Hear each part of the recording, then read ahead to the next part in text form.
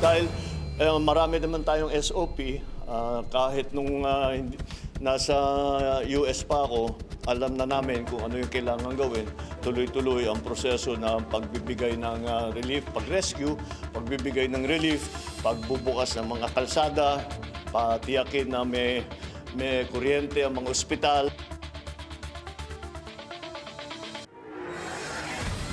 Trabaho agad ang inatupag mula Amerika diretso sa mga napinsala. Ang utos ng Pangulo, huwag pabayaan ang mga nabagyo.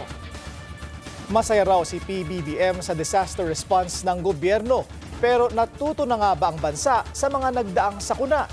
At habang binabayu pa rin tayo ng ulan, may isang inaabangang laban, ang Tore versus Baste.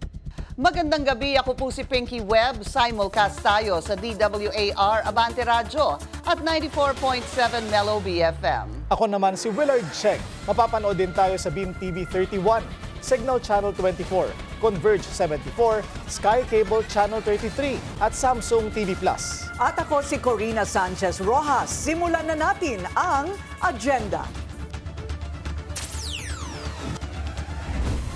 Bagyong Emong lalo pang lumakas at isa ng typhoon. Northern Luzon tutumbukin. Mga lugar na nagdeklara ng state of calamity nasa 4 na puna. PBBM binisita ang ilang mga binaha. Estados Unidos magpapadala rin ng ayuda para sa mga biktima. Umano'y budget insertions ni SP Cheese dapat imbestigahan ayon sa ilang senador. Budget Department dumistansya sa issue. PNP Chief General Nicolas Torre nagpa-practice na para sa hamon na boxing ni Davao City Mayor Baste Duterte. Sikat na casino hotel, game daw i-host ang laban. At Manny at Jinky Pacquiao magiging lolo't lola na. Kanino kaya ang magiging apo?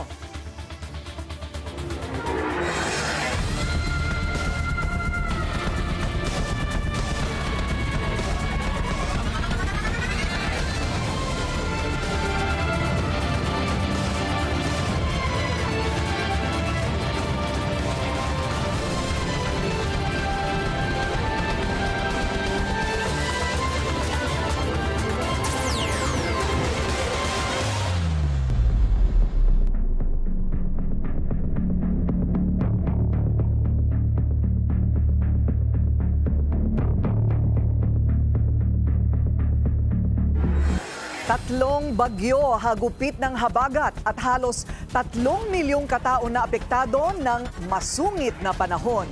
Yan ang agad na tinutukan ni PBBM pagbalik mula sa Amerika. Ang detalye sa agenda report ni Joan Manalo.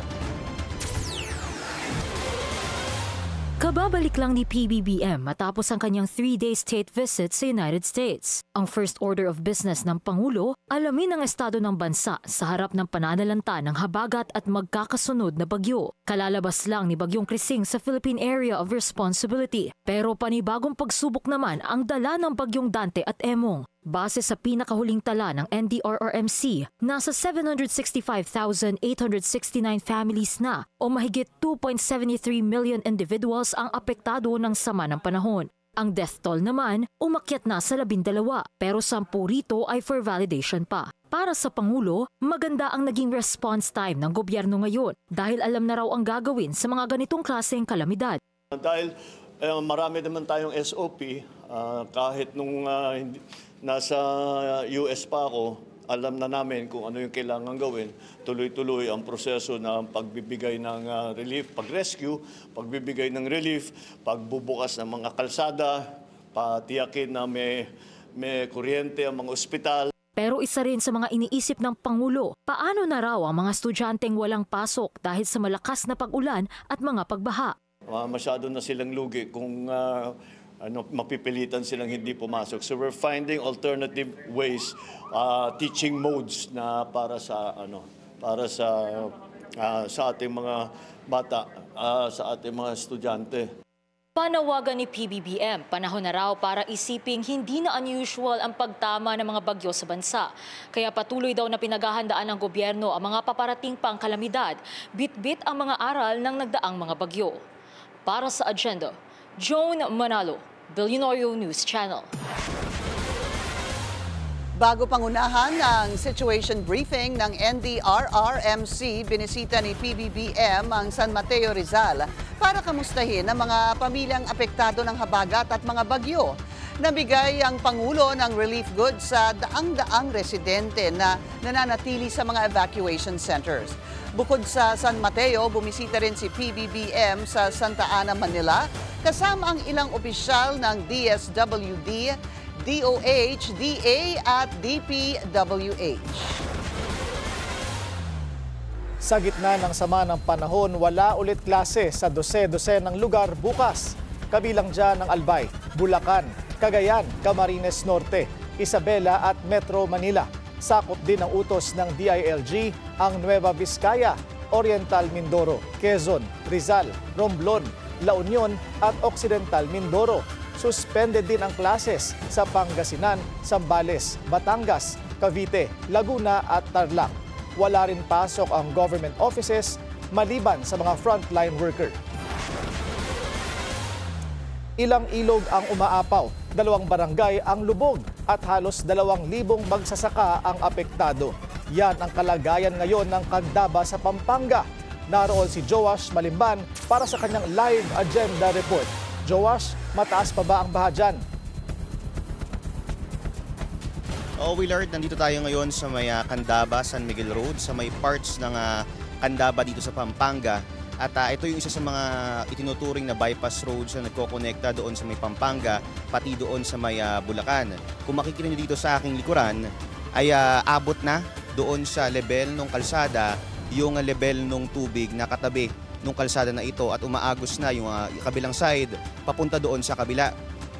Just to visualize it para mapakita lang din doon sa mga manonood natin, itong tubig na ito nakapantay ng kalsada ngayon, hindi ito isang natural body of water.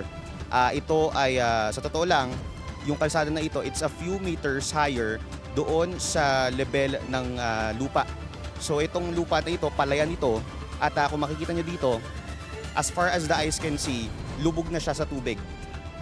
At dahil nga patuloy pa rin yung matinding pag-ulan at yung banta ng bagyong Emong, idiniklara na ang state of calamity sa buong lalawigan ng Pampanga.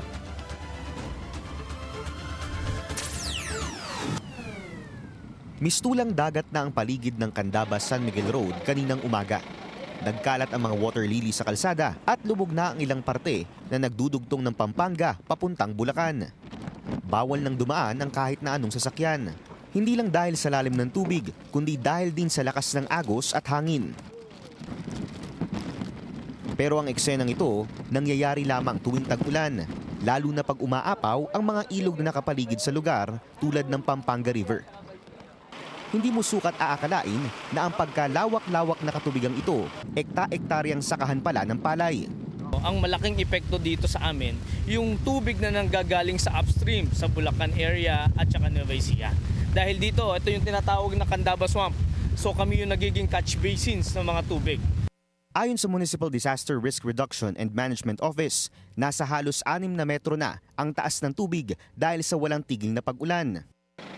Ang total damage, nasa halos 90 million pesos na matapos mapinsala ang nasa halos 2,000 magsasaka na aani dapat ng kanilang mga pananim. Yung mga apektado lalo na ang mga magsasaka natin, etong kinatatayuan natin ngayon, itong pwesto na to, itong left and right na yan, may mga tanim na pala yan, for harvest yan, ditong taon, etong buwan na to dapat ay harvest na.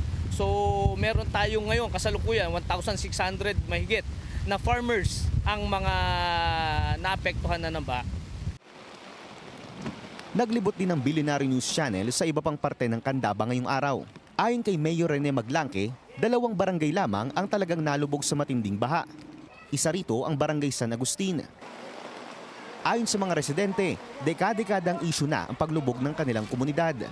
As you can see din po sa mga bahay dito, 2 floors na po sila. Parang naging resilient na po kami. Parang built-in na po kami sa baha, kumbaga. Nag-adapt na po kami. Sa kabila ng umano'y Filipino resilience, may panawagan siya sa lokal na pamahalaan. Even though po sanay na po kami sa baha po, sana mabigyan pa rin po ng action Especially po dun po sa mga tao na hindi po ganun ka-financially blessed.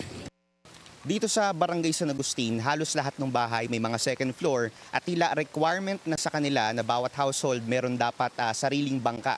Dahil sa tinagal-tagal nga raw nilang nakatira dito, tila hindi na nagbago ang sitwasyon at dahil bagsakan ng tubig itong kanilang komunidad, madalas daw kapag panahon ng tag-ulan, talagang lumulubog itong kanilang barangay. Kaya marami sa mga residente dito kahit daw gaano kalalim, may mga portion pa raw dito nagadibdib na yung tubig, yung level ng tubig at mayroong mga lagpas tao. Pero hindi sila nag-evacuate dahil nga nasanay na sila na lumulubog yung kanilang barangay tuwing panahon ng habagat at bagyo. Ayon kay Mayor Maglangke, malaki na ang in-improve ng kanilang bayan pagdating sa usapan ng flood control. May panawagan din siya sa mga residente. Sa mga taga-Candaba po, sa mga pinaiiral pong paghihipit ni Mayor Rene, huwag po kayong magagalit sa akin. Gusto ko lang proteksyonan ang buhay ng bawat Candabeño. Sa mga bahay nyo dyan sa gilid ng ilog, huwag muna po kayong uuwi hanggat wala akong go signal at pagbaba at kailangan bumaba mo muna ng mga tubig. At yung mga bahay nyo, kung sakaling matas mo ang tubig, nakahanda po ang mga evacuation center natin dito. Willard, kanina nagsagawa ng isang emergency meeting yung local government units dito sa Candaba, Pampanga. At ayon kay Mayor Maglangke, bukas mamimigay na sila ng libo-libong mga relief goods doon sa mga affected areas nitong matinding samahan ng panahon. Specifically doon sa mga talagang nilubog ng baha. Uunahin daw nila bukas yung Barangay San Agustin na isa sa ating mga pinuntahan kanina dahil walking distance lang ito doon sa munisipyo ng Candaba, Pampanga. Willard. Joash, bukod sa relief goods, anong ayuda ang nabanggit ng lokal na pamahalaan para dun sa mga apektadong magsasaka? Lalo na yung na-miss nilang saka. Willard, sabi ni Mayor Maglangke kanina, in cooperation na sila with the Department of Agriculture para nga mabigyan ng aid itong mga magsasaka na talagang naapektuhan ng matinding sama ng panahon. Ang isa raw sa mga binibigay ng Department of Agriculture dito, nagbibigay sila ng binhi na maaaring gamitin ng mga magsasaka oras na humupa itong matinding level ng tubig na bumahanga dito sa kanilang mga taniman. Dahil daw marami sa mga magsasaka rito kahit na kahuhupa lang nung talagang level ng tubig ay gusto na agad nilang magtanim at mapalitan yung mga nasira nilang palayan. Willard. Okay, maraming salamat. Joash Malimban reporting live mula sa Candaba, Pampanga. At kaugnay po nitong pagbabaha sa buong Pilipinas, makakausap po natin ngayon DPWH Secretary Manuel Bonoan. Magandang gabi po sa inyo, Secretary Bonoan. Magandang gabi po sa ating lahat. Magandang gabi po sa ating mga taga-baybay. Opo. Baybay ulit. Yes, sir. Thank you. 30 taon na po akong nagbabalita. Siguro po mas matagal pa si Willard at saka si Pinky sa pagbabalita. Mula noon hanggang ngayon, ito na po ang mga lugar na parati po naming inilalabas sa telebisyon na binabaha. I'm sure you know this. So ang tanong po talaga ng marami, sa taon-taon na paglalaan ng pondo ng ehekutibo at inilalaan pa nga ho, may panawagan ngayon na ilaan ang karamihan nito sa DPWH. Ano po ba talaga ang tutuldok sa problema natin sa pagbabaha na inaasahan naman natin taon-taon? Well, I think sa amin po, under this administration, we are trying also to continue all the programs, yung mga proyekto na sinasagawa upaman. At meron hong ibang hamon na ngayon dito sa ating pagkukumpuni ng mga flood control projects because of the climate change phenomenon na sinasabi po natin ngayon. No? Mas matitindi na po yung mga dumarating na mga ulan, habagat, at saka yung mga bagyo na dumadaan po sa ating sa Pilipinas. So yun po yung pinagtutuunan ho namin ng pansin. We might have to we are instructed by the President that yung pag-address po ng flood control projects has to be done integrated holistically. O nga po. Holistically in integrated manner po. Dapat ganun po ang pag-ano natin because engineering is just one part of the solution po. Ang isa sa kanilang sinisisi ay ang basura. Do you agree na ito po'y dahil po sa... Yes, in Metro Manila? Yes po. And other urban areas as well. Yes, because I think kung po natin dito, let's say for example in Metro Manila, I think one of the causes of internal flooding in Metro Manila is I think yung waste management, solid waste management, na karamihan po nagbabara sa mga drainage system ng Metro Manila, and on top of it, yung drainage system in Metro Manila is very old, and mga 50 years old na po yan, and yung mga pipes natin that should convey actually flood waters is 70% silted na po yan. 70% of its capacity is silted na po. So only 30% is working, as you say, no? So the conveyance capacity of the drainage in Metro Manila is very little to cope up with yung mga flood waters po sa the city itself. Opo. So, notwithstanding that we have already undertaken po yung mga major projects along the Pasig River and all the way to Upper Marikina. Marikina River. Yes, sir. So ang sinasabi po ninyo, nauunahan tayo ng climate change at hindi po natin inaasahan yung volume ng tubig na bumabagsak galing sa langit. Ano po? So looking forward, mahirap po kasi yung saan ba ito nagsimula, kailan ba ito matatapos? Looking forward, dito po sa pang-apat na zona ni PBBM, ano po ang inyong wish list? Kasi po sa ngayon, pinag-uusapan na medyo itigil daw muna ang paglaan ng pondo sa flood control project. So ano po ang inyong hihingin kay Pangulong BBM ngayon na nakikita po niya first hand yung problema? Hindi naman siguro dapat pigilin yung pagpupundo ng mga flood control projects, but the flood control programs and projects should be, as the President has been saying, it has to be well-planned, integrated, and coordinated manner. And at the same time, it will have to be more scientific to cope up with yung changing times, yung climate change phenomenon and other phenomenon that affects actually yung flooding problems po natin. So you're saying it requires, Secretary, it requires more money para po, for infrastructure, kung ano po yung ang sabi po sa akin kanina, pumps, yung mga pumping systems, kailangan din po daw ito. So, pera po ba ang katapat nito? Well, for example, in Metro Manila po, the Department of Public Works and Highways is rehabilitating the old pumping units and stations in Metro Manila. We are undertaking the rehabilitation of, I think, about 35 pumping stations that were constructed a long time ago, and to increase their discharge capacities kasi nga lumalaki po yung volume of water that have to be discharged. Now, having said that, and we should be able to complete all the rehabilitation works by next year. So even if you have that kind of an efficient, more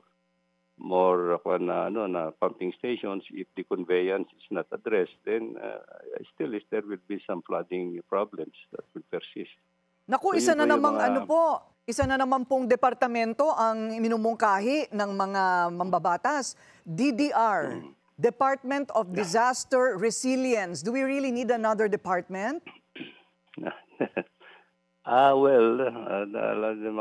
Siguro, I don't know what's the basis of it, but I think the important thing is there has to be a more collaborative efforts for all the agencies as directed by the President.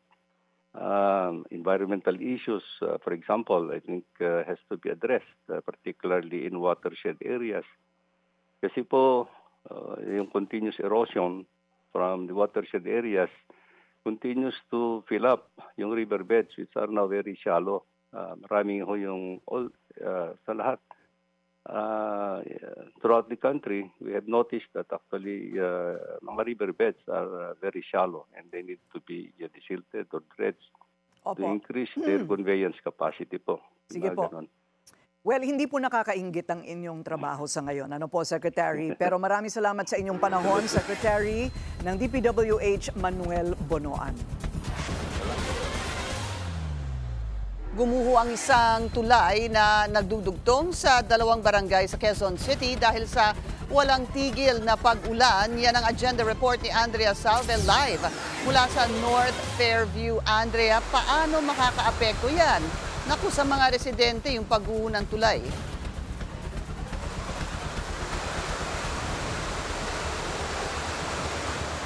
Pinky, ang pagtulay nga sa mga barangay ng Santa Lucia at North Fairview ay nangangahulugan din ng pagdurugtong ng serbisyo sa isa't isa. Karamihan daw kasi sa gumagamit sa tulay na yan ay mga estudyante at mga empleyado para makatipid sa pamasahe. Hindi na kinaya at tuluyan ng bumigay ang hanging bridge na nagdudugtong sa Barangay Santa Lucia at North Fairview sa Quezon City. Yan ay dahil sa rumagasang tubig sa creek matapos na magpakawala ng tubig ang Lamesa Dam. Bago pa ang bagyong Krising, ilang beses na raw inireklamo ang tulay dahil nakalaylay na ito. Pero mismong ang pundasyon na kasi ang bumigay sa kasagsagan ng bagyo.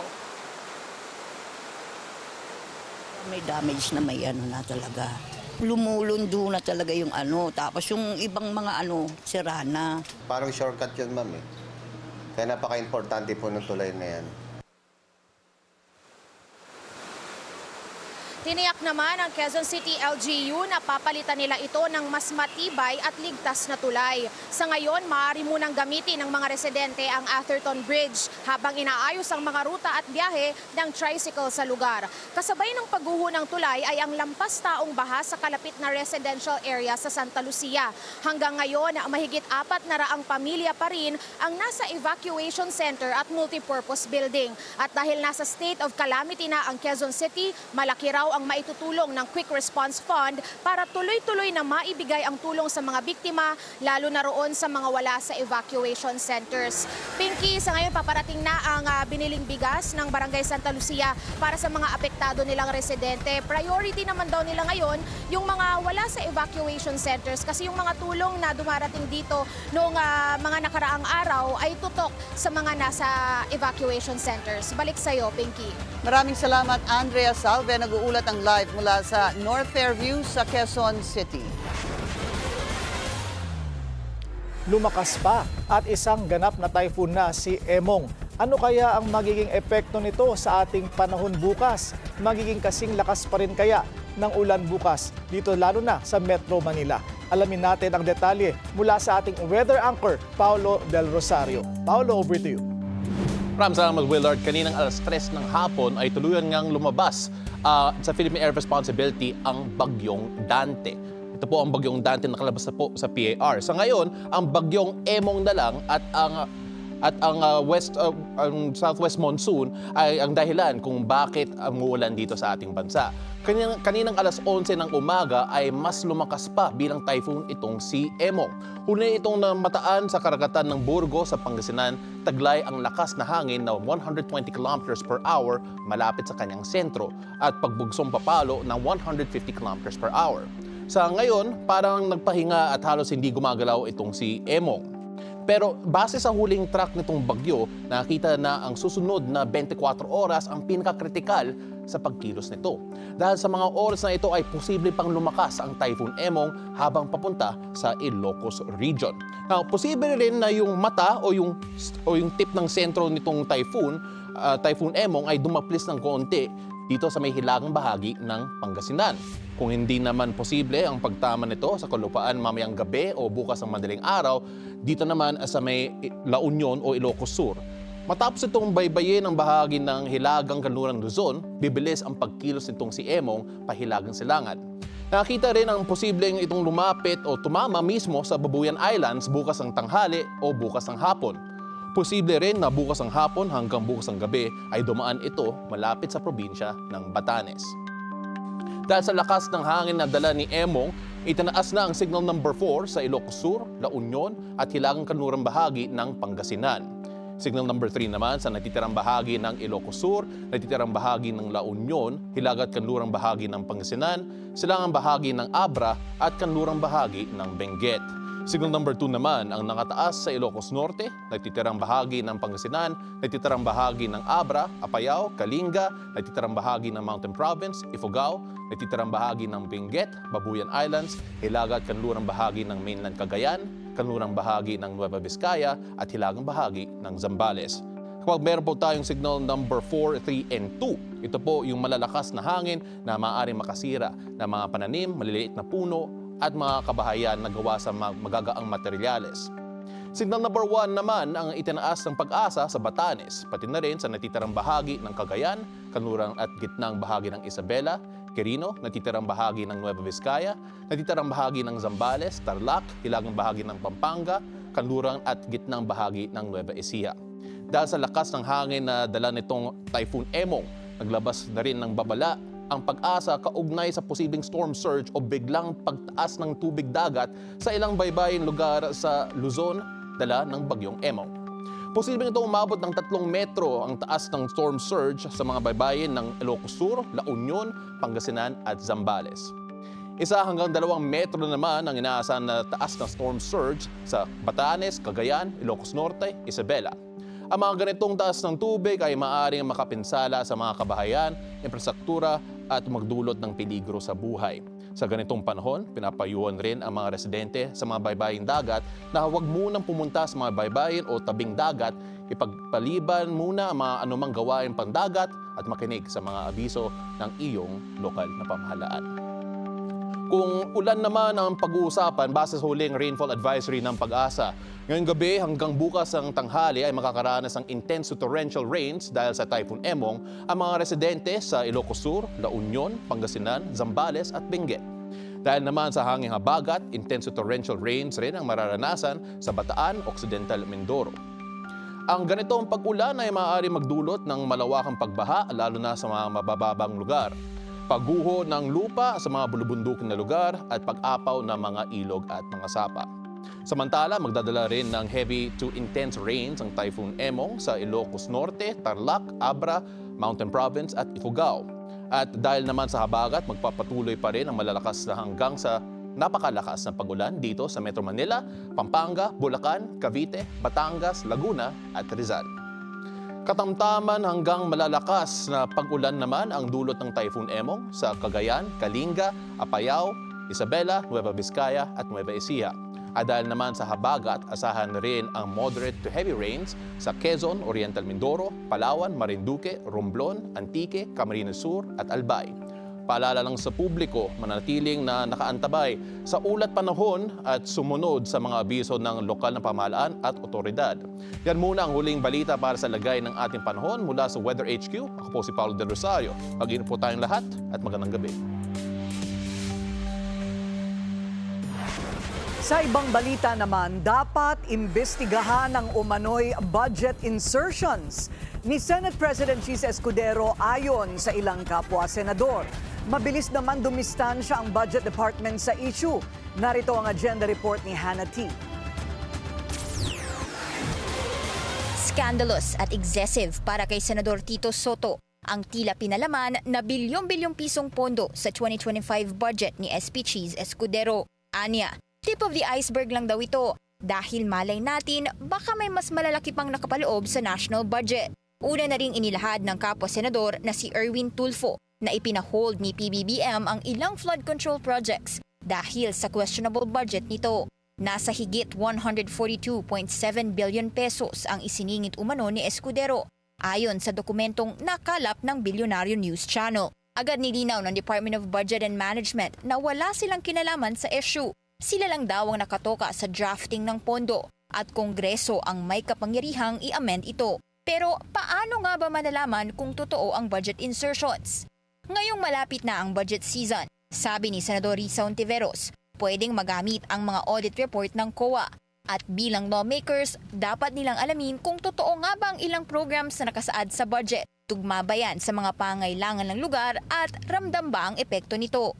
Maging si Acting Davao City Mayor Baste Duterte, pinuna ang DPWH sa poorly implemented flood control projects nito. It's clearly, happening. Yung mga bahat na yan, the local government can only allocate what we have. Delayed din daw ang iba pang proyekto sa Davao, gaya ng Waste to Energy Project, at tila may motibo raw ito. Hindi nila inaayos yung trabaho nila. And it will only get worse. And maybe because kalaban kami ng administrasyon, they things to get worse. At least 250 billion sa infrastructure insertions ang na-flag sa 2025 budget, na karamihan ay nasa ilalim ng DPWH. Sa ngayon, wala pa ring official statement si Escudero. Para sa agenda, Hannah T., Bilyonaryo News Channel. Handa raw sumali si Senador Risa Ontiveros sa Senate probe sa umano'y budget insertion sakaling ikasanga ito. At sa gitna ng issue, transparency ang panawagan ni Ontiveros.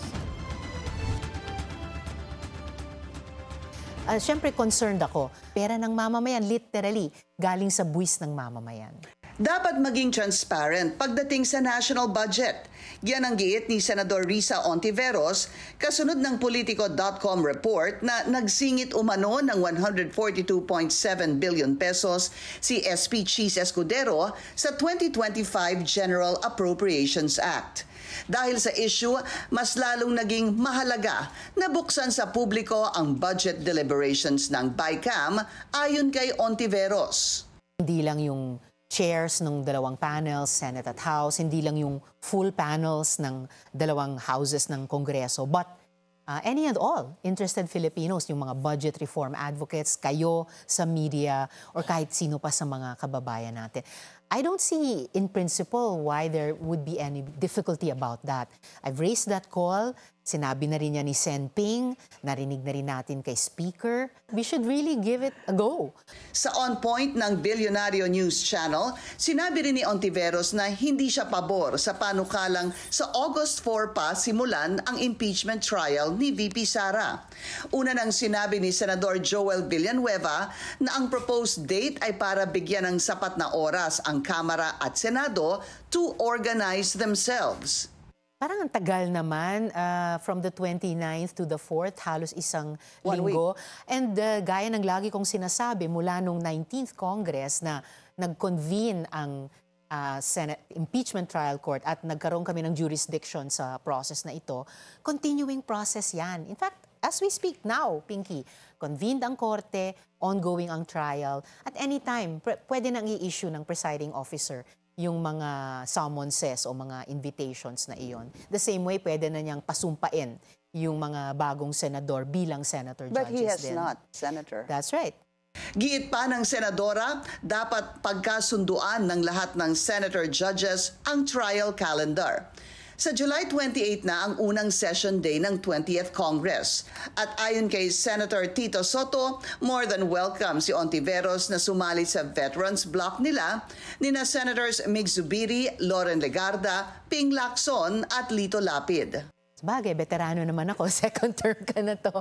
And I have to say naman na nirerespeto ko si Sen Tito. No? Yung pinakita niya bilang Senate President noon. And bagamat magkaiba kami sa ilang mga, for example, social issues, pero nirerespeto ko siya. Pero nilinaw ni Ontiveros na ito ay option pa lang. Yung independent block, ideya ko yon nung una. Dahil sabi ko, hindi ako sasali sa majority, at hindi ako sasama sa minority noon kasi akala ko may ibang block na kukuha ng minority. Kung magiging iba yung final decision nila sa umaga ng 28th, kaya ko naisip, okay, tatayo na lang ako bilang independent senator. Ngayon na yung minority ay posibleng pamunuan ni na Sen Tito at may ilang mga feelers or announcement. So, nagbubukas din yung isip ko. So at least dalawa na yung options ko. Sa mga spekulasyon naman, nasasali sina Senador Kiko Pangilinan at Bam Aquino sa majority block.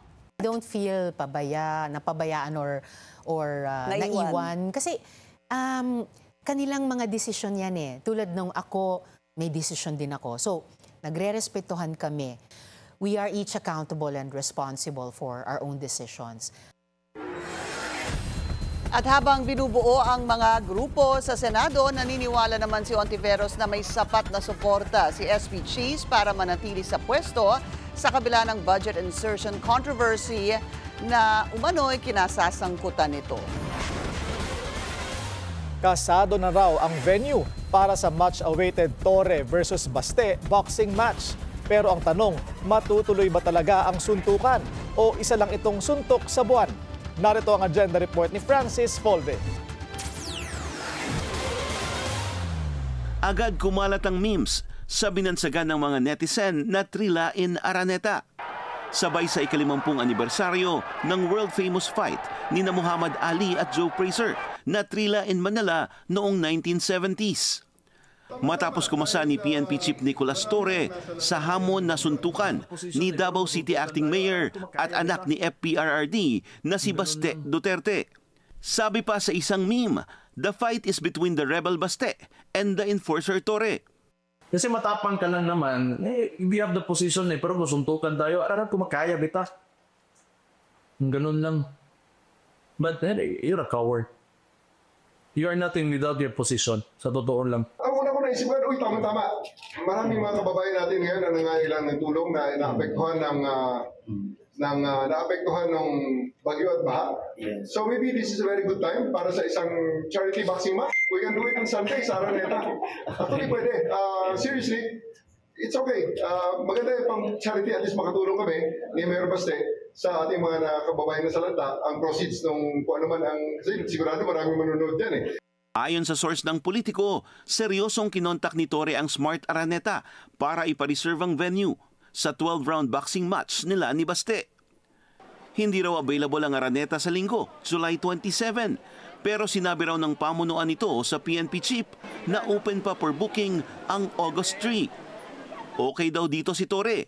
Pero ang tanong, game ba sa counter-challenge si Baste? Pumatol na rin si Senator Ping Lacson. Sa isang tweet, sinabi niyang meron siyang credible source na CEO ng sikat na casino hotel. Handa raw ang ballroom nila para sa charity boxing match para sa mahihirap na flood victims. Let's do it! Wala pang pahayag ang kampo ni Baste rito. Pero sa isang reel ng Vice President Sara Duterte supporters sa Facebook, nag-post si Baste na nakikipag-sparring sa boxing ring. May caption ito in Bisaya na BM Baste, madaon ni o pwede? Si Torre naman, nagpakita ng job sa isang media event sa Camp Crame kagabi. Sinamahan din ng Chief PNP ang physical training ng mga pulis ngayong araw para ipakitang handa siya kung papayag si Baste. Okay, kung ready sila sa venue, I can show up. Pero nakaset na actually ang Rizal Memorial Coliseum. A ring is already being set up there para sa Sunday. Whether he shows up or not, may mga sponsors na nagsabi na magdo-donate na lang ng pang-ayuda sa ating mga kababayan na nasalanta ng bagyo at ng baha. Dating miyembro ng PNPA Boxing Corps si Torre. Kung tutuusin, hindi na bago ang paghamon ng isang Duterte sa duelo. Noong 2003, hinamon ng nooy nakaupong mayor ng Davao City na si FPRRD ang veteran journalist na si Waldy Carbonell sa isang gunfight dahil sa pag-iimbestiga nito sa pagpaslang sa isang Davao City-based journalist. Kumasa si Carbonell pero hindi nagpakita si FPRRD.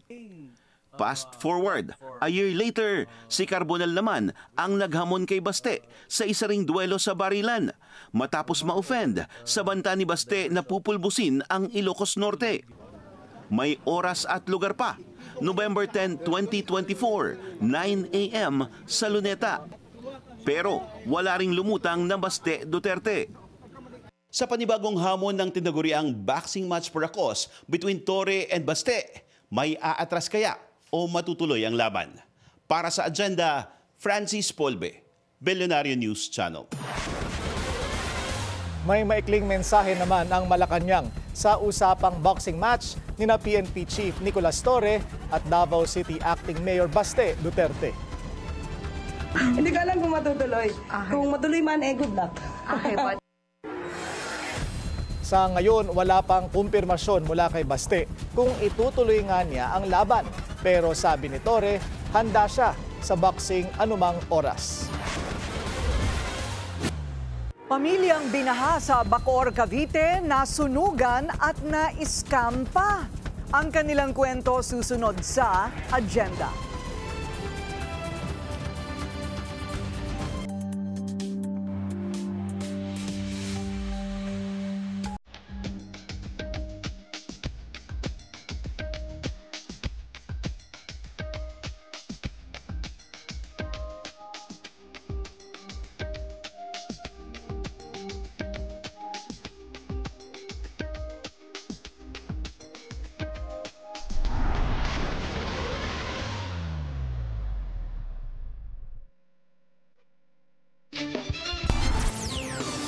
Traffic check muna tayo ngayong rainy Thursday. Sa EDSA Boni MRT Station, mabagal ang daloy ng mga sasakyan sa northbound lane. At kakapasok lamang po na balita, sumagot na si Davao City Acting Mayor Baste Duterte sa counter-challenge ni PNP Chief Nicolas Torre. Sa kanyang Facebook channel, sinabi ni Baste na dahil naglatag ng kondisyon si Torre na gawin itong charity event, may sarili din siyang mga kondisyon. Huwag kang mag-alala, Torre, kasi matagal ko na talaga gusto makabugbog ng unggoy. Kung gusto mo lang talaga ng suntukan, bakit kailangan mo pa ng charity? Why do you need kailangan mo pang gamitin yung nangyayari ngayon na baha dyan sa Metro Manila?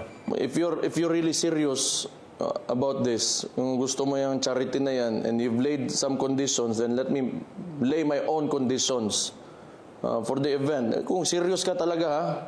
These are my conditions. Pakiusapan mo yung amo mo na presidente and let it come out of his mouth that all elected officials should undergo a hair follicle drug test. Papalagan ko yung charity mo na yan. Wala problema. If it will answer the issues nitong bansa natin, I can do that.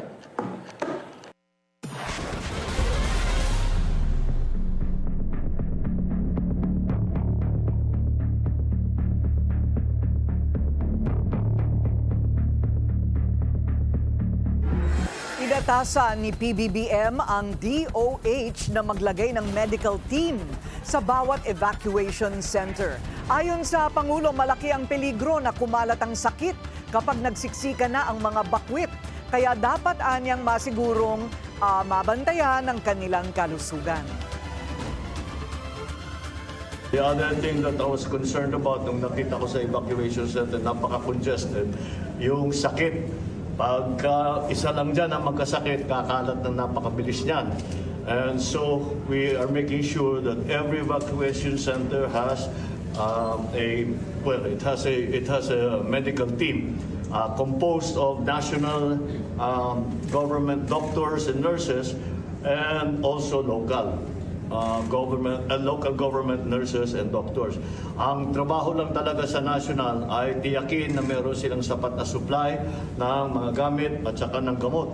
And that's what we are doing now. Hindi lang doble kundi tripling dagok ang nararanasan ngayon ng isang pamilya sa Bacoor, Cavite. Binahana nga, nasunugan at na-scam pa. Ang detalye sa agenda report ni Hannah T. live mula sa Bacoor, Cavite. Hannah, paano nangyari ito?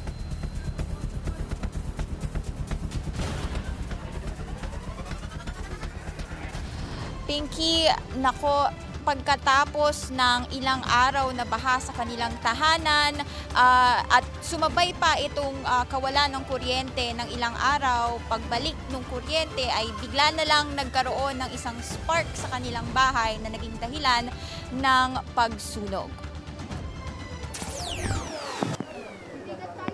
Binaha, nasunugan at naskampa. Yan ang malaking dagok na pinagdaraanan ngayon ng Tugbo family sa Bacoor City. Ang mga tira-tirang kahoy na to, mga sunog na gamit at abo na lang ang natira sa dalawang palapag nilang bahay. Kwento ng Tugbo family, pumunta pa sila sa isang mall para mag-charge ng kanilang mga phone dahil ilang araw na nga ring walang kuryente dito sa kanilang lugar, bunsod ng masamang panahon. Ilang minuto lang, ito na ang bumungad sa kanilang tahanan. In less than an hour, sunog ang mga pinundar ni Nanay Inday sa kanilang bahay sa loob ng 28 years. Nasa tuhod daw ang level ng baha kahapon dito sa PF Espiritu. At nang bumalik ang kuryente, nag-spark ang isa sa mga saksakan nila sa second floor dahil butas-butas na raw ang kanilang bubong na pinasukan ng ulan. Sunog lahat, washing machine, stereo amplifier, tapos yung laptop. Tatlong kama, tatlong ventilador. Tinanggap na lang ni Nanay Inday ang nangyari. Sabi sa akin ng anak ko, Mama, huwag ka mabibigla, sabi niya. Sabi ko na tuloy, bakit? Ano ba nangyari? Tupok na talaga, wala na tayong uuwian, wala na tayong tutulugan. Nasa pangangalaga ngayon ng Bacoor LGU ang Tugbo family at kasama nila ang 3 pang pamilyang ito na nasa evacuation center din. Agarang rumisponde ang barangay officials at handa raw silang tumulong sa sinumang evacuee, lalo na't may paparating pang 2 bagyo. Sa evacuees namin, kumuha po kami ng tent at agad-agaran na pong dinala sa amin. Yun naman pong CSWD natin, wala pong sawa naman na pagbibigay ng mga foods sa ating mga evacuees. Kami po ay may tiwala sa ating city government sapagkat sila po ay lubos na may paghahanda tungkol sa mga ganitong sakuna.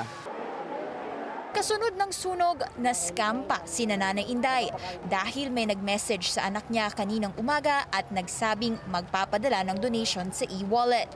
Kaya lang, link pala ito na nanghingi ng PIN at doon na nga nakuha ang 3,500 pesos na dapat sanay panggastos nila. Kasi sabi ko wala kaming damit, wala kaming lahat. Ayun, na-scam pa. Naka-flash sa inyong screen ang bank details ng Tugbo family para sa sinumang bukas magpaabot ng tulong. Sa in-kind donations naman, maaaring dumulog sa Malagihay Basketball Court sa Panapaan 3 sa Bacoor City.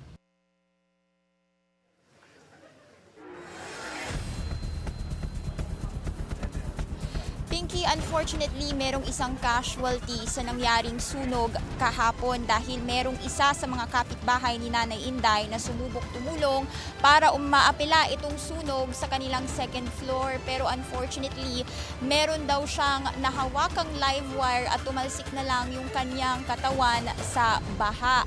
At kasabay ng pamilya Tugbo, humihingi rin ng tulong yung ibang mga residente malapit doon sa bahay ni Nanay Inday. Samantala, magdamag ngayong araw nagpack ng relief goods ang ilang empleyado ng Bacoor LGU para maipaabot sa mga apektado ng bagyo. Sa ngayon kasi nasa around 40 active evacuation centers dito sa syudad na merong lagpas 1,000 families ang nandoon. In total, halos 40,000 families na ang apektado ng masamang panahon dito sa Bacoor City. At sabi ng local government, handa naman raw silang magresponde o magbigay ng rescue sa mga apektadong residente, lalo na't may mga paparating pang bagyo sa mga susunod na araw. Pinky. Nakakalungkot naman yung nangyari sa pamilya ni Nanay Inday, Hana. So siguro doon sa mga gustong tumulong, finlash naman po namin kanina through Hana, yung number at yung account number na pwede nyo pong bigyan ng tulong, yung pamilya po ni Nanay Inday sa mga gusto pong tumulong. We'll flash it again kung kakayanin ngayon para po makita ninyo, kunan nyo na po ng screenshot kung maaari. So, Hana, maraming salamat sa iyong report. Hana T, nag-uulat ng live mula po dyan sa Bacoor, Cavite. Umabot na sa 4 na po ang mga bayan at lungsod na nagdeklara ng state of calamity dahil sa pinagsamang epekto ng habagat at sunod-sunod na bagyo. Ayon sa NDRRMC, 27 sa nasabing bilang ay mula Calabarzon, 6 sa Region 3, tig-2 sa NCR, Regions 1 at 6 at 1 sa Mimaropa.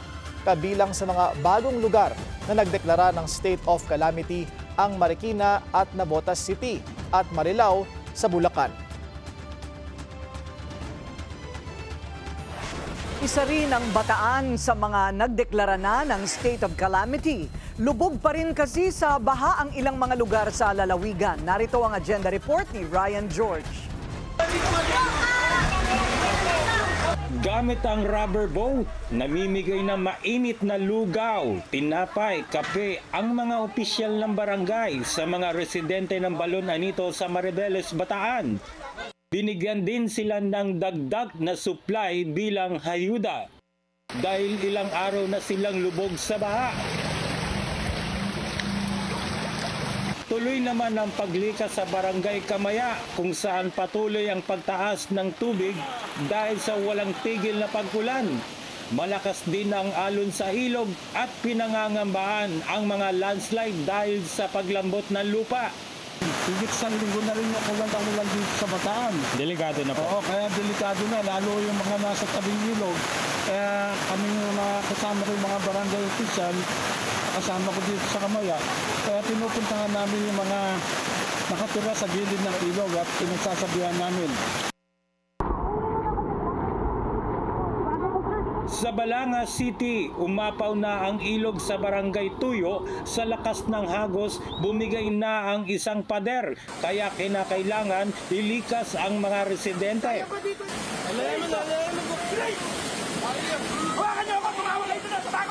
Naglagay din ng mga sandbag para maharangan ang mga patuloy na tumataas na baha. Para sa agenda, Ryan George, Billionaire News Channel, Bataan. Habang patuloy ang rescue at relief operations ng AFP sa mga binahang lugar, may paparating na tulong mula Amerika para sa mga nasalanta. Ang detalye sa agenda report ni Francis Folte. Kasunod ng US visit ni PBBM, ang tulong mula sa Amerika. Ayon sa Philippine Air Force, nasa Japan na ang isang eroplano mula Estados Unidos na may dalang ayuda para sa mga biktima ng mga bagyo at habagat. Support from the US is coming in. The aircraft is currently now in Japan and it is awaiting departure. We do not have yet the exact date or time kung kailan siya mag-arrive dito sa Philippines. Una nang binida ni Defense Secretary Gibo Teodoro ang benepisyo ng pakikipag-alyansa ng Pilipinas sa iba't ibang bansa tulad ng Amerika. Kabilang kasi ang humanitarian assistance and disaster relief sa military exercises at pagpapakita ng interoperability ng mga defense force. Sabi ng AFP spokesperson, bago pa dumating ang kalamidad ay nakahanda na ang mga tropa.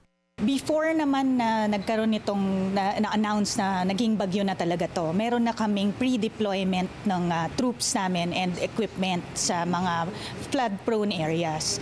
So naka-ready na sila doon, but the deployment, ang call dyan is from the OCD. So this is a whole-of-government approach, so our equipment and our personnel are ready to deploy. Kabilang dito ang mga tropa ng Philippine Air Force na nagsagawa ng rescue operation sa mga pamilyang natrap sa baha sa Tarlac, pagtulong ng Army personnel sa pagdagdag ng sandbag sa Florida Blanca, Pampanga, at paggamit ng Army truck sa mga binahang lugar sa Pangasinan. Para sa agenda, Francis Polbe, Billionaire News Channel. Iba't ibang sakit ang dala ng tag-ulan. Kaya ngayong walang tigil ang mga pagbaha. Ang paalala ng Health Department, stay safe and dry. Narito ang agenda report ni Pierre Pastor. Waterborne diseases, influenza, leptospirosis, and dengue o wild diseases. Yan ang binabantayan ng Health Department tuwing tag-ulan. Ang leptospirosis na dala ng Leptospira bacteria ay mula sa ihi ng daga na nakukuha sa tubig baha. Delikado lalo kung may sugat ang mga binti o paa. Pwede rin itong pumasok sa iba pang butas ng katawan, gaya ng ilong, bibig at mata. Kaya ipinagbabawal na ang paglangoy sa baha. Mataas na lagnat ang isa sa mga sintomas ng leptospirosis. Kapag nag-progress na, mapapansin natin na may jaundice na, naninilaw na yung mata. And at the same time, may tinatawag tayong conjunctival suffusion. So, nagkakaroon na ng redness yung eyes. Pag ganon, may times na affected na yung kidney ng patient. So, mas magandang madala agad sila sa ER. Pero hindi na kailangan palalain pa ang kondisyon. Mas okay na magkaroon tayo ng preventive measure. So kung alam nila na meron na silang flood exposure, lalo na ngayong nag-uulan, they can get prescription naman from doctors, ng doxycycline. Kung wala namang sugat, karaniwang 2 capsules ng doxycycline ang ibinibigay sa isang inuman. Kung may sugat, dapat 2 capsules a day for 3 days. Pero ito ay dapat may reseta. Kidney ang tinitira ng leptospirosis. Kapag napabayaan, end-stage renal disease ang aabutin at mangangailangan ng hemodialysis. Meron pang ilang rare cases na nagkakaroon ng pulmonary hemorrhage. Para sa Agenda, Pierre Pastor, Billionaire News Channel. Please don't leave pets behind. Yan ang panawagan ng animal welfare groups sa gitna ng pananalasa ng habagat at mga bagyo. Agad namang tumugon ng isang barangay, halimbawa sa Quezon City. Ang detalye sa agenda report ni Just Ignacio ng Abante Radio.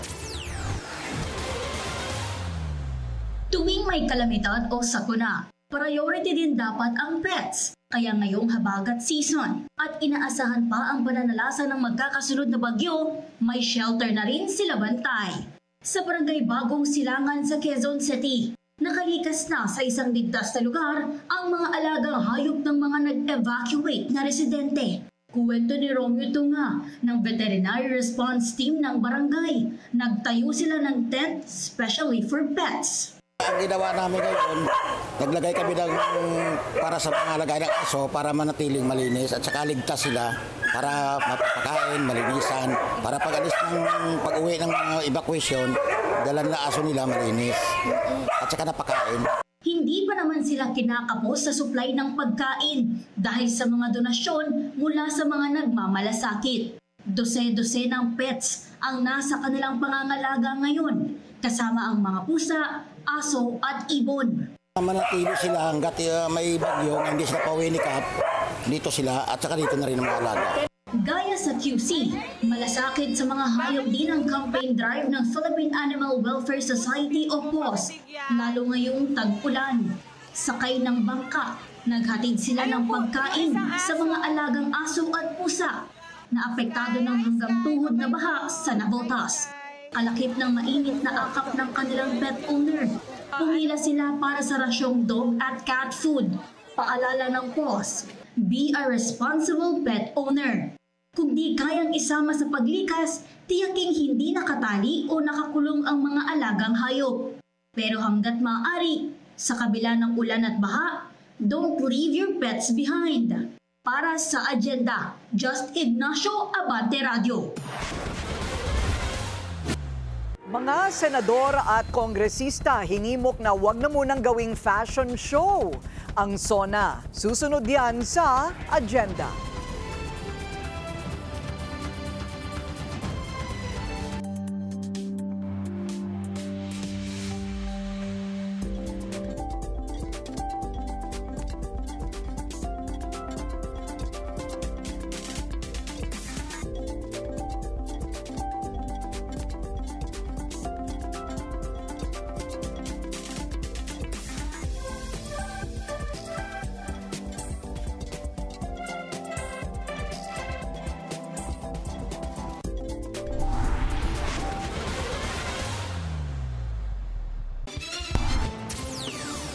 Traffic check ulit tayo. Sa EDSA Guadalupe naman, mabagal na rin ang daloy ng mga sasakyan. Sa northbound lane, moderate naman ang southbound lane. Umalma ang mga Pilipino sa Amerika sa resulta ng trade negotiations sina PBBM at US President Donald Trump. Bukod sa Filipino businesses, apektado rin daw ang consumers ng produktong Pinoy. Yan ang agenda report ng ating US correspondent, Don Tagala. Sa pagbabalik ni Philippine President Ferdinand Marcos Jr. sa tinutuluyan niyang Blair House matapos ang pakikipagnegosasyon kay US President Donald Trump sa White House, ipinaramdam agad ng mga aktivistang Pinoy ang kanilang pagkadismaya sa resulta ng tariff negotiation. Marcos! I know you can hear us. I know your people are listening to us. We are committed to defending the rights of Filipinos that you are so willingly auctioning off, selling off to Trump. Sa isang social media post, ibinalita agad ni President Trump zero tariff sa US products na papasok sa Pilipinas, pero 19% ang tariff para sa mga produktong Pilipino na papasok sa US market. President Marcos dumating sa White House na may misyong magkaroon ng bilateral trade pact sa US at makipagkasundo para sa nararapat na taripa para sa Pilipinas. Si President Trump, reciprocal tariff naman ang hanap. Pero naniniwala ang mga kababayan natin dito na ang kasunduan ng dalawa ay hindi matatawag na patas o reciprocal.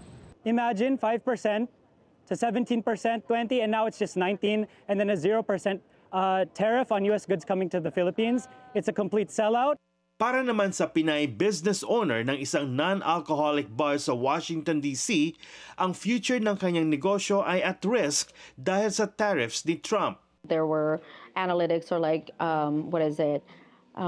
articles about the food and beverage industry getting impacted by all these tariffs, federal cutoffs, and that 45% of restaurants might not survive 2025. So I'm worried about it on a collective sense, but I'm also kind of challenged as to how we're going to stay resilient and overcome this. Pero para sa isa sa may-ari ng Purple Patch Restaurant, sa halip na mag-import pa ng mga produktong Pilipino tulad ng banana ketchup at bagoong, ginawa na lang nila ang mga ito in-house.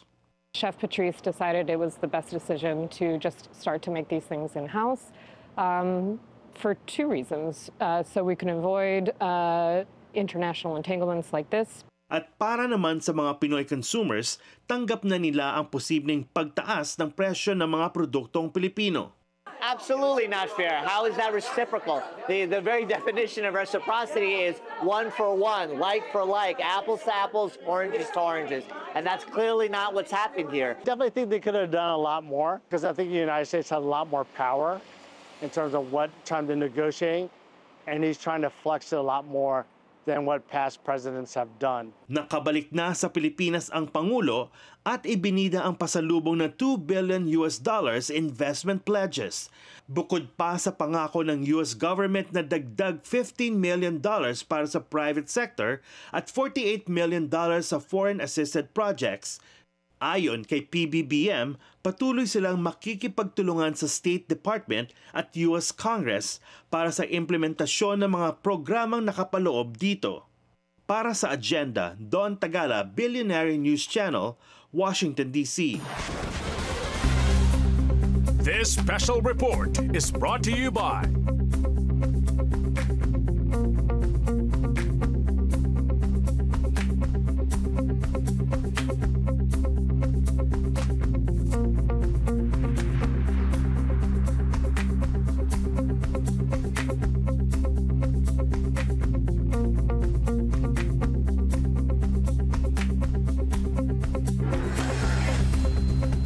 Health is wealth at malinaw na kalusugan ang isa sa pinakamahalagang sektor ng lipunan.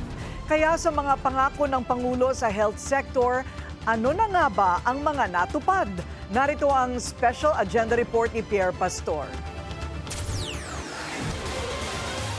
Ito ang Jose Lingad Memorial and General Hospital sa Pampanga. May makabagong pasilidad sa kanilang Advanced Integrated Operating Rooms. Pinaka-latest din ang robotics machine nila na ginagamit sa mga operasyon. May robotics machine na din sa Southern Philippines Medical Center sa Davao. At ang Philippine General Hospital nag-acquire na ng kanilang pangalawang robot. So ang goal namin sa DOH, make robotic surgery accessible to the regular Filipino. Ang paggamit ng robotics sa mga DOH o pampublikong ospital ay isang pagtupad sa pangako ni PBBM na magkakaroon ng modern at high-tech medical facilities. Sa paggamit ng robotics, mas mabilis daw ang pag-oopera at pagaling ng pasyente, kaya't mas maraming masiserbisyohan ang pagamutan. Newly inaugurated naman ang Cancer Center sa Pangasinan na takbuhan ng mga may cancer sa probinsyang ito at ng mga karatig bayan. Sa bagong naipatayong OFW Hospital sa Pampanga, ang ikalawang palapag nito ay inilaan bilang Bagong Pilipinas Cancer Care Center. Ang pagpapatayo ng ospital na ito para sa migrant workers ay dinidedicate ni PBBM sa yumaong DMW Secretary Susan Ople dahil sa dedikasyon niya noon para sa kapakanan ng migrant workers. Ilan lang ang mga ito sa latest na naipatayong ospital sa ilalim ng administrasyon. Pero may nauna na ritong mga regional specialty hospital na naipatayo simula nang maupo si PBBM.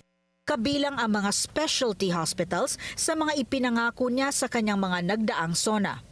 Proud si Health Secretary Ted Herbosa na nasusunod ng kanyang tanggapan ang mga tagubili ng Pangulo. Ipinagmamalaki rin ni Secretary Ted ang pagtugon niya sa utos ng Pangulo na paglalagay ng mga bagong Urgent Care Ambulatory Service o BUCAS centers. 28 lang daw ang plano noon pero umabot na ito sa 54 centers.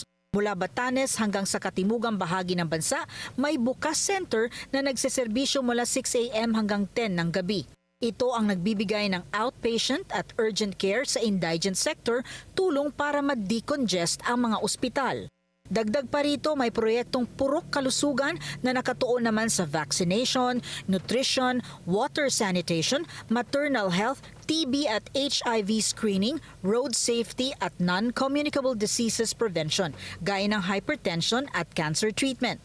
At ang Eskwela Kalusugan na nagbigay medical services sa mga mag-aaral, guro at school personnel sa pagsisimula ng pasukan. Ipinagmamalaki rin ng gobyerno ang pagtupad sa isa pang SONA promise, ang pagpaprovide ng Patient Transit Vehicles o PTVs. Goal ng Pangulo na magkaroon ang mga Pilipino ng easy access to emergency care. Kamakailan lang na mahagi ng mahigit 300 PTVs sa iba't ibang mga probinsya. At pinaka-proud ang administrasyon sa pagdadagdag ng halaga ng benepisyo para sa mga miyembro ng PhilHealth. Benepisyo para sa heart attack, 500,000 pesos na. Sa breast cancer ay aabot na sa 1.7 million pesos.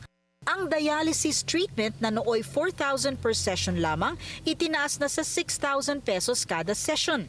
At para sa kidney transplantation sa NKTI na nooy 600,000 lamang, ngayon sagot na ng PhilHealth ang 2 million peso coverage. Maging ang buwis sa pagpapapasok ng ilang mga gamot sa bansa, tinanggal na rin para mapababa ang halaga ng mga medisina. Malayo pa, pero malayo na rin ang naaabot ng mga pangako sa SONA ni PBBM pagdating sa health sector. Lagi niyang binabanggit sa kanyang mga SONA na gagawing prioridad ng kanyang pamunuan ang kalusugan at pag-aangat sa kalidad ng pamumuhay ng pamilyang Pilipino. Para sa Agenda, Pierre Pastor, Billionaire News Channel. This special report was brought to you by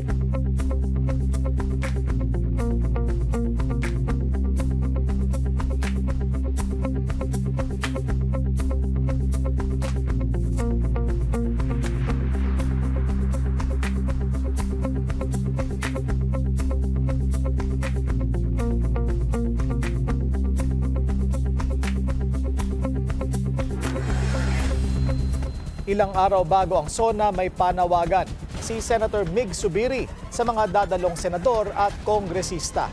Anya, bilang pagrespeto sa mga naapektuhan ng masungit na panahon, dapat itigil muna ang pagrampa sa red carpet na tila nasa isang fashion show. Huwag tayo maging kapal muka o manhid sa pangyayari sa ating mga kababayan at dapat tigilin muna natin ang red carpet fashionista walk na complete with diamante pa at sana yung mga naglalakad sa baha at exposed sa leptospirosis ang dapat natin intindihin. Hiling ng kampo ni FPRRD na isuspindi ang interim release decision pinaboran ng ICC. Susunod yan sa Agenda.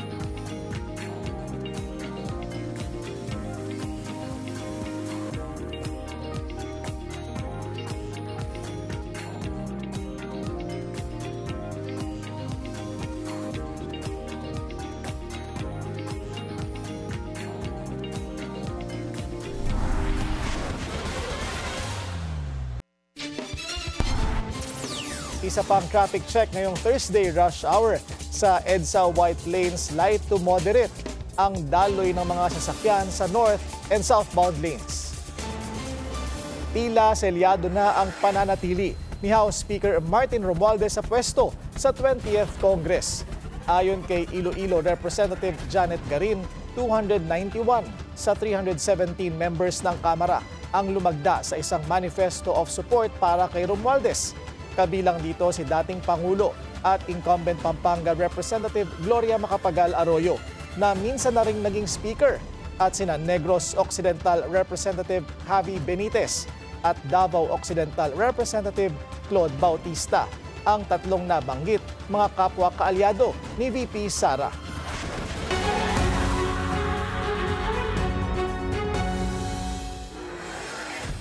Pinaboran ng ICC ang hirit ng kampo ni FPRRD na huwag munang desisyonan ng kanyang request for interim release.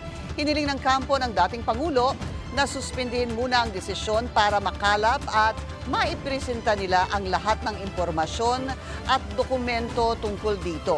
Paglilinaw naman ng ICC, hindi maapektuhan ng kanilang desisyon ang magiging final determination sa petition for interim release. Kasalukuyang naka-detain ang dating Pangulo sa The Hague, Netherlands dahil sa kasong crimes against humanity kaugnay ng kanyang madugong war on drugs.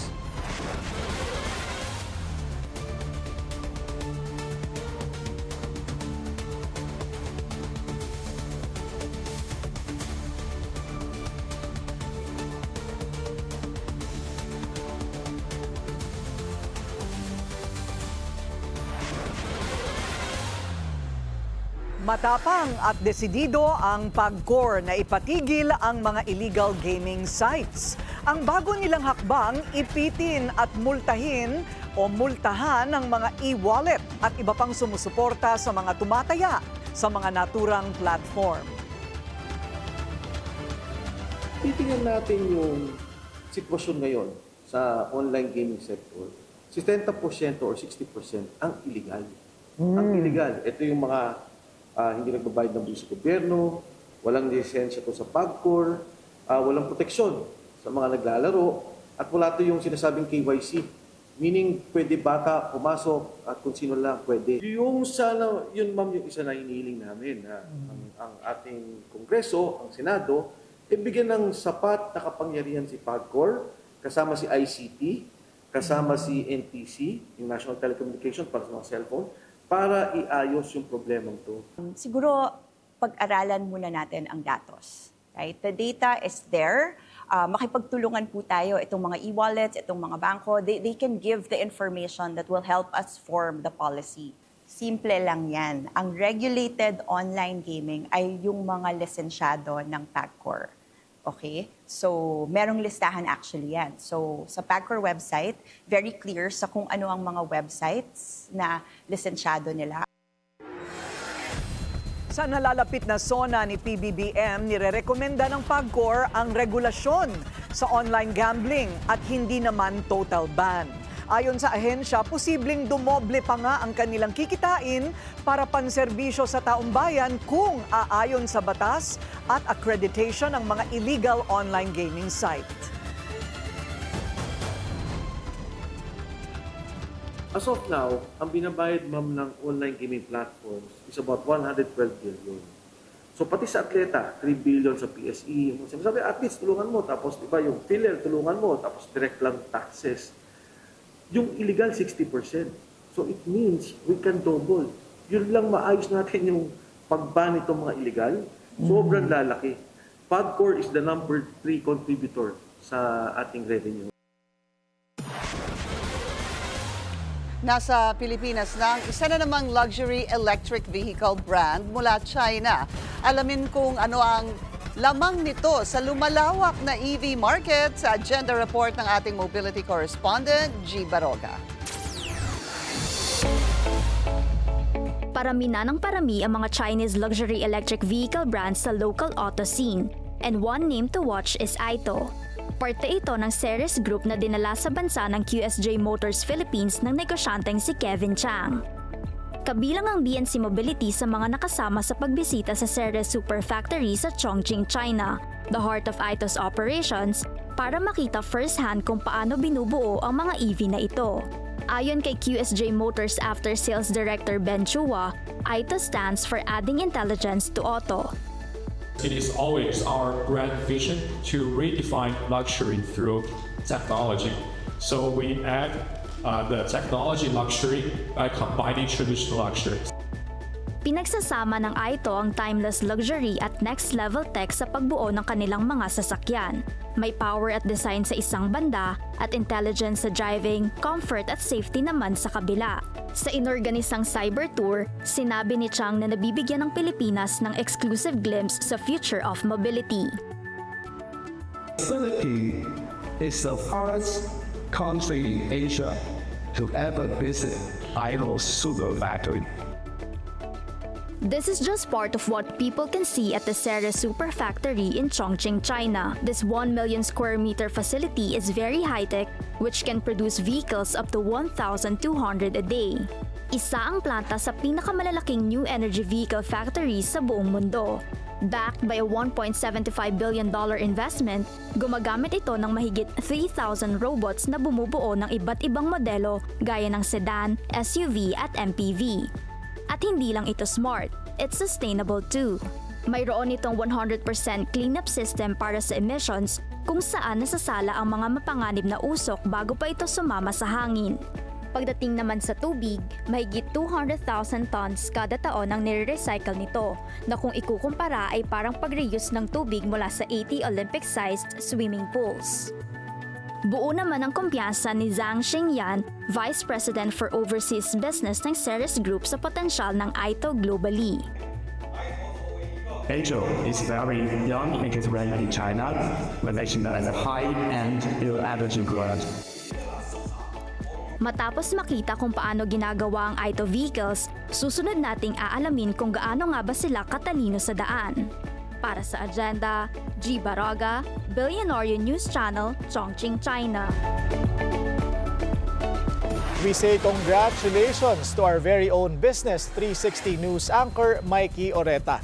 Isa si Mikey sa mga pinarangalan sa 8 Bravo Awards dahil sa kanyang hindi matatawarang ambag sa business education. Narito ang agenda report ni Sujin Kim.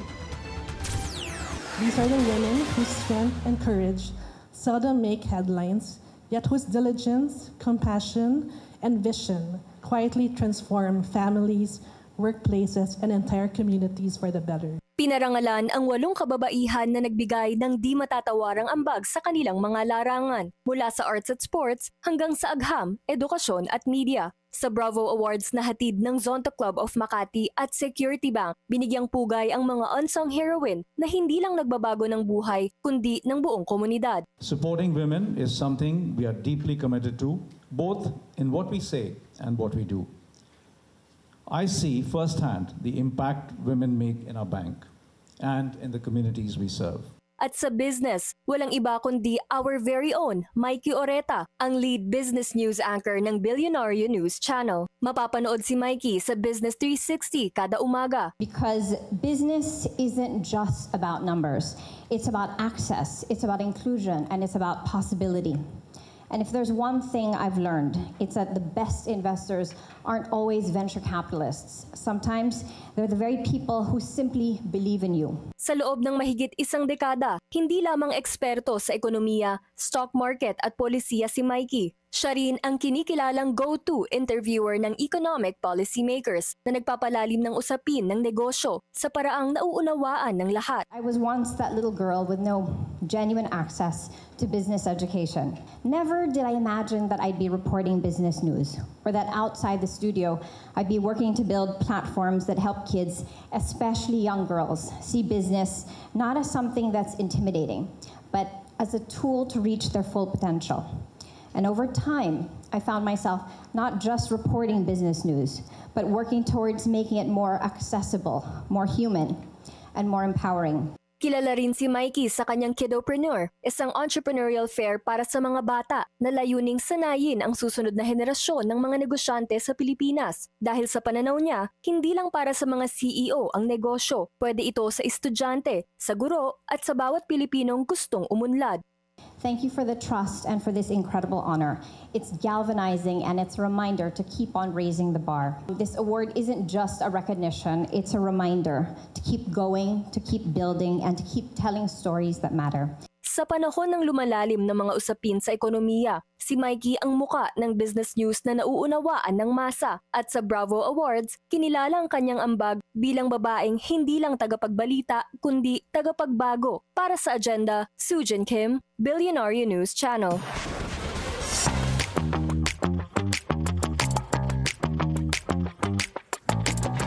Swifties out there, na-miss nyo na ba ang The Eras Tour? Well, here's a treat for you. Maglalabas ang Madame Tussauds ng 13 new wax figures ni Taylor Swift inspired by her stunning looks during the tour. Ipapakalat ang mga ito in 13 cities worldwide, including London, Sydney, and Hong Kong. Ito na ang pinakamalaking multi-figure launch ng Madame Tussauds in its 250-year history. Ayon sa Wax Museum, deserve ng The Eras Tour to be immortalized dahil sa phenomenal success nito.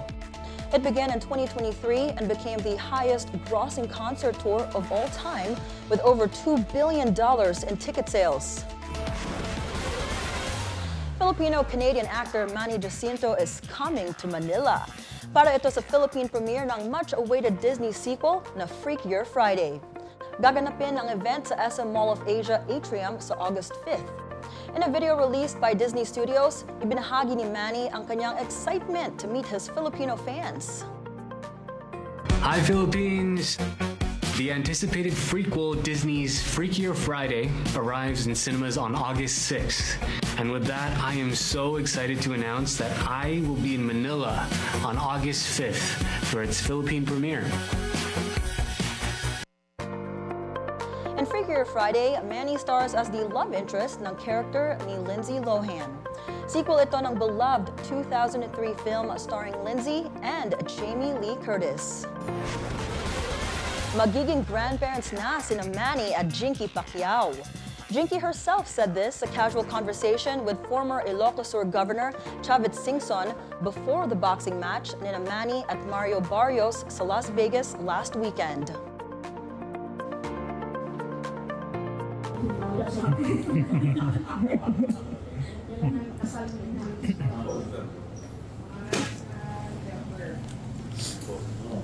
Unahan ka!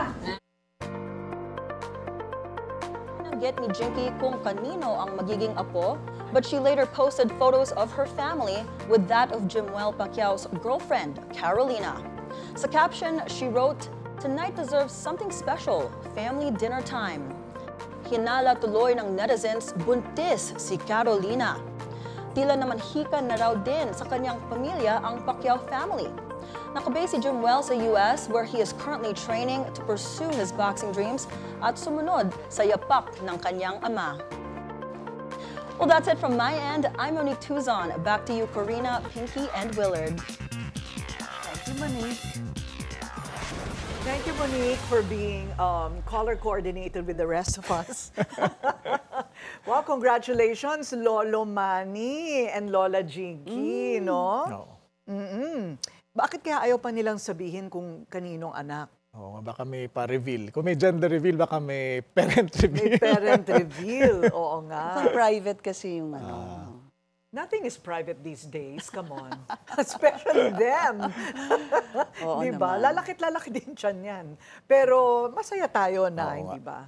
Additional, may bago na namang boksingero in the making. Oo, dyan sa lalabas. Alin yung kay to? Yung kay Manny akala ko Pacquiao. si Torre tsaka si Baste. That's another thing. Oo. Oo nga. Ikaw, anong opinion mo? Dapat bang matuloy? Or isn't it a nice idea that for charity, edi mag-ano na lang sila doon, mag-game time na lang sila, di ba? Playtime. For charity, ang daming bibili. Pati lahat ng hardinero namin sa bahay, lahat ng mga tsuper dyan sa labas ng bilyonaryo, mga cameraman natin, naghihintay na ng ticket. Dami na nag-post na mag-a-attend sila dun sa Sapakan sa Araneta. Sapakan sa Pero ang Araneta. title ng... Pero hindi nga natin alam sa Araneta ba, sa Rizal o sa isang hotel? Oo nga, pero may mga requirements si Mayor Baste. Oo, ewan ko lang. Ano kaya ang So susunod tingnan na natin, sagot? anong mangyayari after that? Oo. Dahil nag-lay down ng mga kondisyon si General Torre, o di siya din, nagbigay din siya ng kanyang mga kondisyon. Alam Pero mo, mukhang pareho silang nasa kondisyon. Pareho talaga silang nasa kondisyon at game na game. Ang hihintay na lang natin sino sa kanila ang kukurap at magsasabing mag-volleyball na lang tayo. Mag-ano na lang tayo, walking 10,000 Walking 10,000 steps. Well, let's see anong mangyayari dyan. So, pero syempre, meron pa tayong SONA na aabangan. Right. O ibang klaseng bakbakan na naman din yan. Tingnan natin ang magiging report. Ang dami nating hihintayin from the SONA. Right? But that is for tomorrow. Right. Yung pag-uusapan natin. Yan po ang ating agenda ngayong gabi. Ako po si Pinky Webb. Ako naman si Willard Cheng. At ako si Corina Sanchez Rojas. Sa bawat issue may anggulo at ang balita may agenda.